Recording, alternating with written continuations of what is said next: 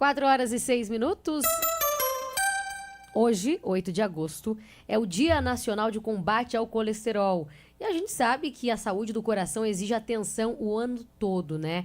Mas essa data é um lembrete especial de que o colesterol é um dos principais fatores de risco para doenças cardiovasculares. Muita gente ainda pensa que apenas quem está acima do peso precisa se preocupar, mas não é bem assim. A aparência física não garante proteção e é sobre isso que nós vamos conversar agora com o cardiologista Dr. Gustavo dos Reis Marques, que já esteve aqui no Banda B Cidade. Boa tarde, doutor. Boa tarde, obrigado mais uma vez pelo convite, pela oportunidade de estar aqui com vocês, com a minha colega da área da saúde aí, a Camila. É muito bom estar aqui mais uma vez e contem comigo sempre. Aí, valeu, doutor. Estamos também com a nutricionista Camila Machado. Seja bem-vinda, doutora. Muito obrigada, eu que agradeço a oportunidade. É sempre muito bom a gente falar sobre alimentação, né? Ainda mais quando a gente tem esse trabalho multiprofissional. Bom, obrigado pela participação de vocês aqui com a gente. Vamos lá. O mal entra pela boca, doutora Camila? Dá para dizer que o bem entra pela boca. E o mal depende. Se for muito em excesso, aí pode ser que sim. Aí o mal pode sair pela boca, né? Às vezes, né? Tá certo.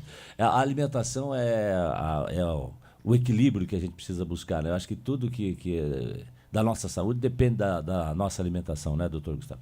Sim, sem sombra de dúvidas, um dos pilares aí da questão da saúde física, né, é a alimentação, né? Sim. E quando a gente fala hoje em questões cardiovasculares, talvez esse nome não seja mais adequado, né? A gente tem que falar em questões cardiometabólicas, né? Porque as questões cardiovasculares, elas estão muito relacionadas ao contexto do parte metabólica mesmo. E, sem sombra de dúvidas, aí a questão nutricional, ela passa a ser pilar de tudo isso e realmente, né, uma alimentação saudável, balanceada, equilibrada, é fundamental para que a gente realmente tenha saúde. Doutora Camila, o feijão com arroz é uma comida equilibrada? É um prato de comida equilibrado? Faz bem para a saúde? O que dá para dizer? Eu acho que ele é o essencial, na verdade. Hoje a gente vê uma redução muito grande do consumo de arroz e principalmente de feijão, nessa busca aí por alimentos mais práticos, o medo do carboidrato, as pessoas têm comido cada vez menos comida de verdade e mais comidas ultraprocessadas. Então a gente tem que sempre buscar voltar para a nossa base. E doutor Gustavo, hoje estamos falando do colesterol, né?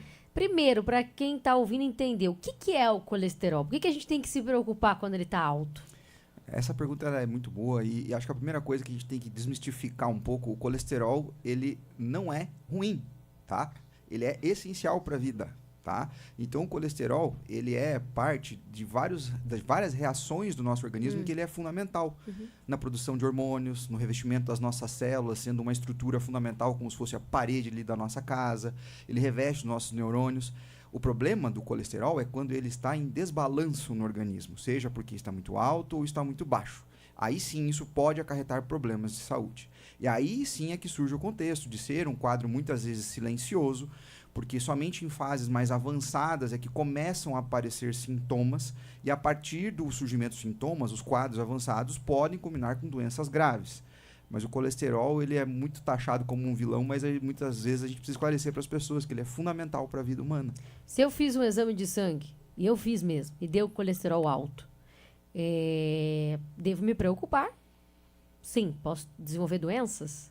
Sim, devemos nos preocupar, porque assim, nós sabemos que os níveis de colesterol, eles são avaliados em 3 segmentos na avaliação do exame de sangue, que é o HDL colesterol, que é o colesterol do bem, o LDL colesterol, que é o bandidinho da jogada, e o triglicerídeos, que é uma fração também dos lipídios, né?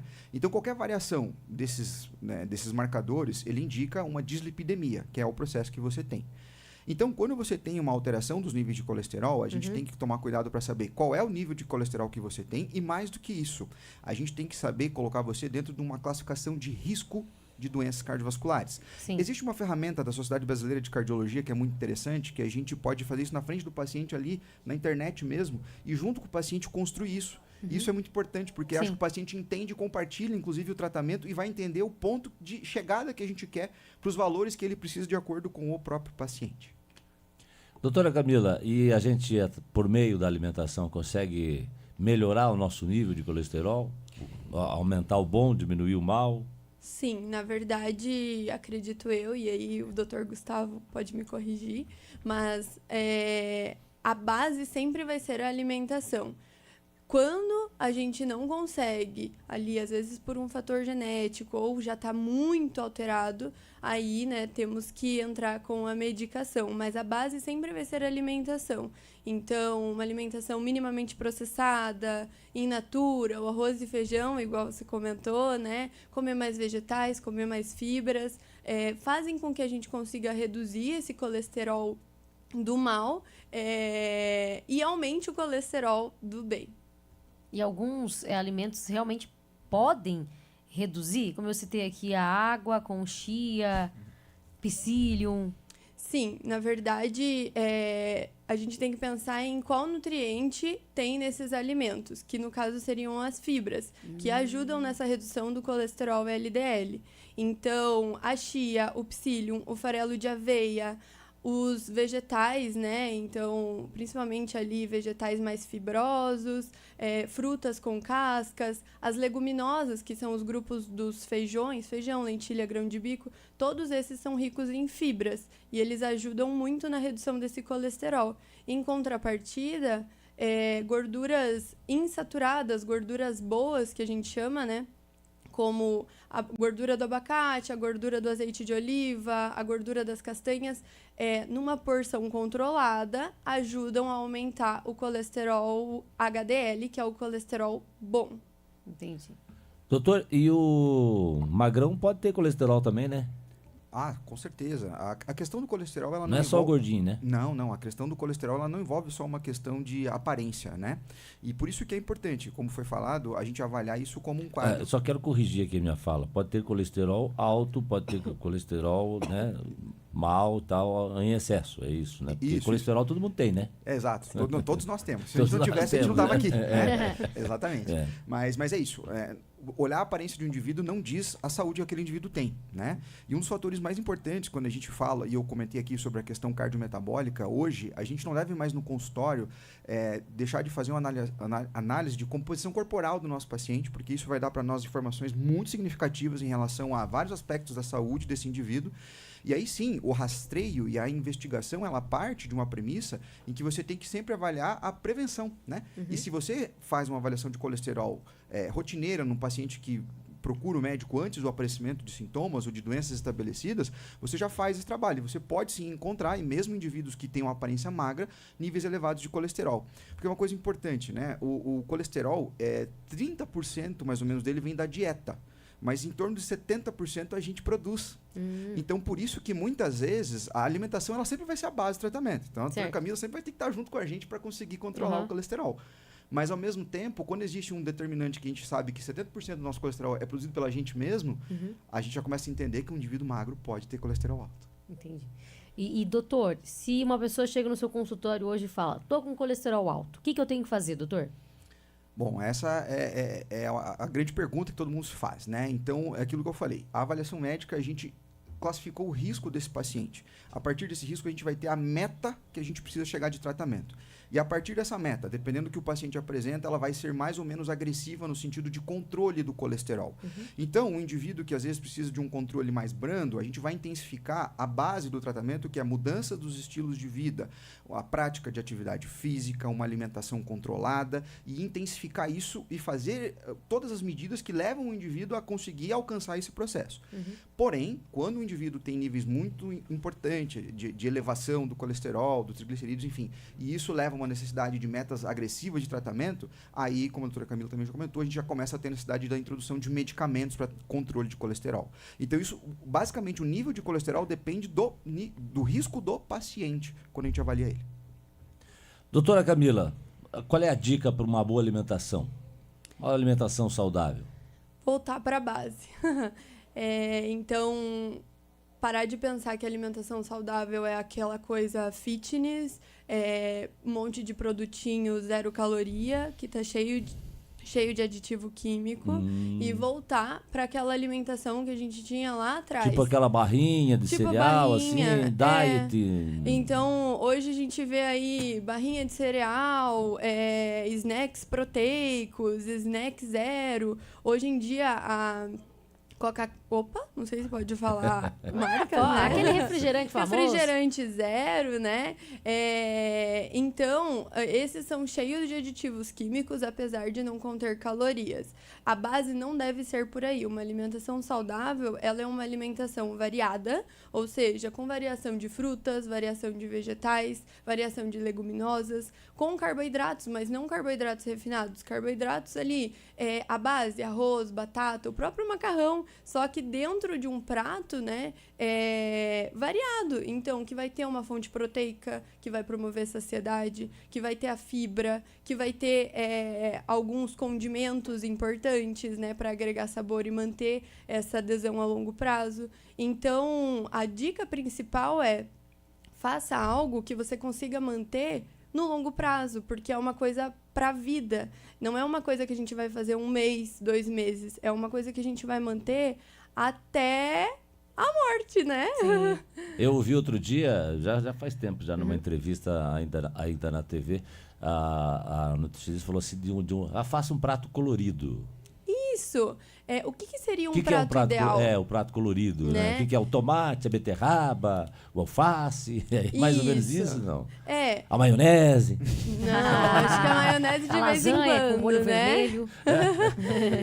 Assim, um prato ideal seria ali metade de vegetais. Então, hoje em dia a gente vê um prato, eu como salada, mas aí tem uma folha de alface e 2 rodelinhas de tomate. Então, mais volume de vegetais. Aí uma porção ali de proteínas com baixa gordura, né? Então, cortes como peito de frango, um patinho, um músculo, que são cortes com menos gordura. E aí, a base ali de uma leguminosa e um cereal, que seria um arroz com feijão, um macarrão com lentilha, uma batata com ervilha. E isso é o prato base, né? Aí, se você quiser fazer ainda melhor, tem a adição daquelas fibrinhas, igual você comentou, né? Então, a semente de chia, que ajuda, tem mais fibra ainda, um psyllium. Então, isso seria o ideal. Só que daí não adianta, né, doutora? Tomar um copão de chia. Adianta tomar um copão de chia com água de manhã e almoçar coxinha? Aí não adianta. Aí realmente complica, porque o contexto do dia é quem vai mandar. E aí, consequentemente, o contexto do mês, né? Não vou negar. Eu estou tomando copo de água com chia todo dia. Mas esses dias, ao vivo, no meu trabalho que eu fiz, comi pizza. Então, assim, ó.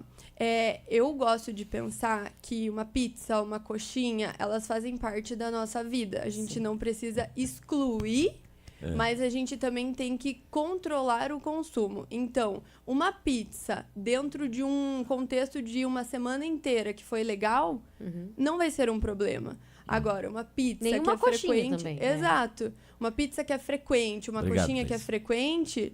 Aí realmente começa a ser um problema. Thaís ajudou a aliviar a minha consciência. Um dia é empadinha, outro dia é coxinha. Ontem foi empadinha aqui depois do programa. Hoje não deu tempo de almoçar. Foi uma coxinha de costela, mas estava boa a coxinha de costela. Lá, tava lá na Vale Sul, tem lá uma lanchonete. Já faz o merchan. Já faz o merchan. Abraço, Vale Sul. É isso aí. Doutor, o colesterol é silencioso, né? O mau colesterol é silencioso. Tem algum sintoma, alguma coisa que acontece que daí eu preciso falar assim, não, tenho que parar, vou no médico? Então, sempre olhar para a prevenção, né? Então, quando a gente tem a oportunidade de receber um paciente para uma primeira avaliação, a gente tem que conversar, eu sempre cito isso. Porque as pessoas querem ir para o exame. Não, calma, a gente tem que conversar com o paciente, entender o histórico familiar dele, porque ele pode ter um histórico já familiar de alterações de colesterol. Segundo momento, você tem que examinar o paciente, porque podem existir sinais de depósito de colesterol. Então, existe, por exemplo, depósito de colesterol na pálpebra, existe depósito de colesterol, às vezes, na íris, existe, às vezes, depósito de colesterol em extremidades dos tendões. Nossa. Então, você já vai levantando hipóteses com essas questões. E, por fim, aí você parte para avaliação laboratorial e avaliação de exames de imagem. Juntando tudo isso, aí você entende qual é a questão do colesterol. Agora, a questão de sintomas. Como a gente disse aqui, somente graus de entupimento muito significativos começam a dar sintomas de maneira importante. E qual é a linha de corte? Então, quando uma artéria está entupida em mais ou menos 70%, a partir daquele momento começam a surgir sintomas. Seja no coração, seja na artéria da perna, seja na artéria do intestino, e aí você começa a ter realmente um quadro que o paciente começa a sentir. Mas aí, infelizmente, a gente já caminhou um bom tanto dentro desse quadro clínico, né? Ok, faça seu check-up, faça a rotina, né? Procure ter como rotina buscar o seu check-up anual, semestral, prevenção, enfim, né? Vá até um médico para cuidar da sua saúde. Não deixa chegar aquele lá quando o organismo já está complicado, né, doutor? Muito obrigado, doutor Gustavo, pela sua presença aqui no nosso estúdio da Banda B. Obrigado também a Camila, nutricionista, também com a gente aqui, trazendo esclarecimentos muito importantes para a área de saúde nesse dia 8 de agosto, dia de combate ao colesterol. Antes de encerrar, só tem mais uma pergunta aqui, ó. Ouvinte Altemir, do Uberaba, ele falou assim, ó, sobre exercícios. Qual frequência? Eu lembro que o doutor já falou com a gente sobre corrida e tal, então o doutor também pode falar dessa área, né, doutor? Não, com certeza, né? A prática de exercício físico é uma rotina da vida, né? E a gente tem que falar assim. Então, hoje, tá? A recomendação mais moderna, diretriz da Sociedade Americana de Cardiologia do Esporte. 150 minutos de exercício moderado ou 75 minutos de exercício intenso para a parte cardio, que a gente chama, né, a parte aeróbica, e mais 2 sessões de treino resistido, ou seja, treino de musculação na semana. É uma conta bastante grande. Isso daria 3 vezes na semana, mais ou menos? Umas 4 a 5 vezes na semana. Nossa, bastante. Mas 4 vezes seria o mínimo. Então, 2 vezes de atividade aeróbica intensa, mais 2 vezes de atividade de musculação. Aí, assim, a gente está em dia com a nossa prática de exercício. Tá bom. Tá aí, seu Altemir. Vamos, eu tô vamos em dia, nessa, vocês tamo estão em junto. Não, Eu tô em dia. eu ia começar Eu em não tô. agosto, já estamos em que dia? Eu fui 2 vezes essa 8. semana. É um começo, né? Eu fui 2 vezes, é. Que bom. Obrigado, doutora Camila. Obrigada, Obrigado, viu, gente? doutor Muito Gustavo. obrigado, mano. Um bom Dia dos Pais para todos aí, para seus pais, né? Eu não sei se o Gustavo é pai ou não. Não, ainda não. Então, para o seu pai também. Deus abençoe vocês. Muito obrigado. 4h23. Intervalo rápido.